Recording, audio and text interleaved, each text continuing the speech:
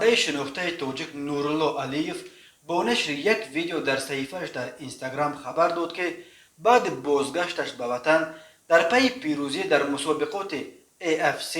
او را در تاجیکستان فوج مخلصان با تنتنه با کرنای و سرنای پیشواز گرفتند و از نام صاحبکار شناخته تاجیک رحیمبای باباجانوف معروف به رحیم غرمی به او یک ماشین مرسدس تحفه کردند. در ویدیو دیده می شود که یک نفر از نام رحیم غرمی به نورالله علیف کلید ماشین را می سپارد و می گوید این تحفه به خاطر آن است که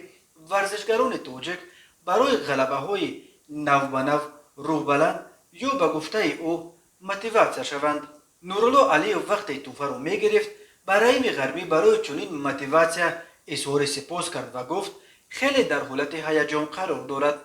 یادآور می شویم رحیم غرمی بر رزمنده دیگر تاجیک سمندر مرادوف نیز بعد بازگشتش به دوشنبه ماشین مرسدس تحفه کرد. سمندر مرادوف و نورالله علیف روز 7 سپتامبر در مسابقات AFC که به یاد عبدالمناف نورمحمدوف پدر و مربی فقید رزمنده شورتیار داغستانی حبیب نورمحمدوف بخشیده شده بود صاحب جای اول و عنوان قهرمان این مسابقات شدند. برای دریافت مدال قهرمانی نورالله علیف فوتبالکه با عکس پدر حبیب به صحنه برآمد، ولی سمندر مرادوف فوتبالکه با عکس احمدشاه مسعود و پسرش احمد مسعود را پوشیده مخلصانش را بازم بیشتر به وجد آورد.